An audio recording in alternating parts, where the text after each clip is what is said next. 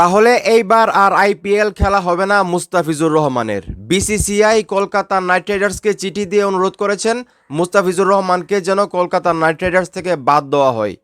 গতকালকেই কিন্তু আমি আপনাদেরকে জানিয়েছিলাম বিসিসিআই কিন্তু বলেছিল যে কোনো পরিস্থিতিতে মুস্তাফিজুর রহমান আইপিএল খেলবে। একদিন পরেই কিন্তু তারা তাদের মতামত চেঞ্জ করছে এবং তারা এখন কলকাতা নাইট রাইডার্সকে আসলে চিঠি দিয়ে বলতেছে যে অনুরোধ করতেছে যে মুস্তাফিজুর রহমানকে যাতে না খেলানো হয় কলকাতা নাইট রাইডার্সের হয়ে। চিন্তা করে দেখেন একটা দেশের মানুষ, একটা দেশের রাজনীতি কতটা নোংরা হতে পারে, তাদের মন মানসিকতা কতটা নোংরা হতে পারে যে খেলার মধ্যে তারা রাজনীতি ঢুকায়। মুস্তাফিজুর রহমানকে আপনারা সবাই জানেন 9 কোটি 20 লক্ষ রুপিতে কলকাতা নাইট রাইডার্স তাদের দলে ডেকেছিল এবং এরপরেই কিন্তু ভারতের কিছু সাবেক ক্রিকেটার এবং ভারতের কিছু উগ্রবাদী সংগঠন যারা আছে তারা কিন্তু অনেক আন্দোলন করতেছে বা এটা নিয়ে কথা বলতেছে মুস্তাফিজুর রহমানকে যাতে না খেলানো হয়। চিন্তা করে দেখেন একটা দেশের পরিস্থিতি কীরকম যে কিছু সংগঠনের কাছে তারা জিম্মি। এখন এই মুহূর্তে যারা আমার এই ভিডিও দেখতেছেন প্লিজ এই ভিডিওটা শেয়ার করবেন। এই ভিডিওটা বাংলাদেশের প্রত্যেকটা মানুষের দেখা উচিত। ভারতের যে কিছু উগ্রবাদী সংগঠন আছে বা ভারতের যে রাজনীতি যারা করে তাদের মন মানসিকতা কতটা নিচু, এই ভিডিও অবশ্যই শেয়ার করবেন। শুধু বাংলাদেশের মানুষ না, ভারতের মানুষও যাতে দেখে।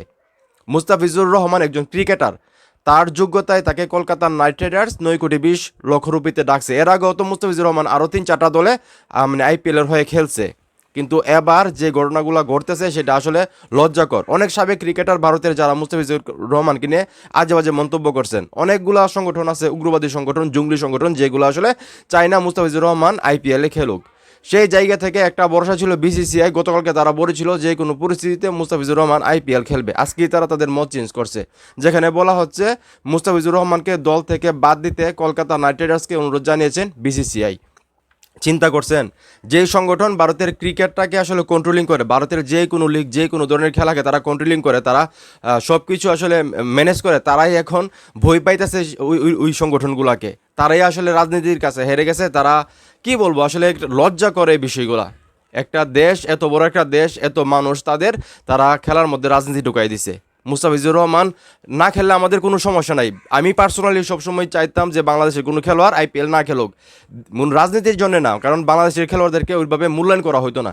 সাকিব আল হাসানের কথা বলি, মুস্তাফিজুর রহমানের কথা বলি, তাদেরকে খুব অল্প পারিশ্রমিকে ভারতের আইপিএল খেলতে হইতো। এই জিনিসটা আমার খুবই কষ্ট লাগতো।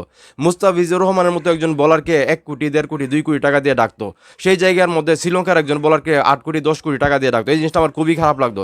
কিন্তু এইবার মুস্তাফিজুর রহমান মোটামুটি ভালো একটা ভ্যালু পাইছিল, এটা নিয়ে আমি খুশি ছিলাম। সেই জায়গা থেকে এখন যে পরিস্থিতি, আমার মনে হচ্ছে না যে আইপিএল মুস্তাফিজুর রহমান এবার খেলতে পারবে।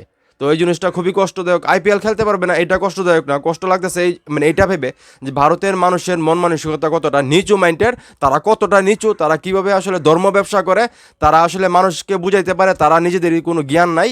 ঠিক আছে, কি বলবো, অনেক কিছু বলতে ইচ্ছে করতেছে, এখানে সব কিছু বলা যাবে না। তো যাই হোক, এখন এই মুহূর্তে যারা আমার এই ভিডিও দেখতেছেন, এই যে মুস্তাফিজুর রহমানকে যাতে আইপিএলে কলকাতা নাইট রাইডার্স থেকে বাদ দেওয়া হয়, সেই জন্য বিসিসিআই কলকাতা নাইট রাইডার্সকে চিঠি দিয়েছেন বা অনুরোধ জানিয়েছেন। এই বিষয়টাকে আপনারা কীভাবে দেখতেছেন, আপনাদের কতটা খারাপ লাগতেছে সেটা অবশ্যই কমেন্ট করে জানাবেন এবং ভিডিওটা অবশ্যই শেয়ার করবেন।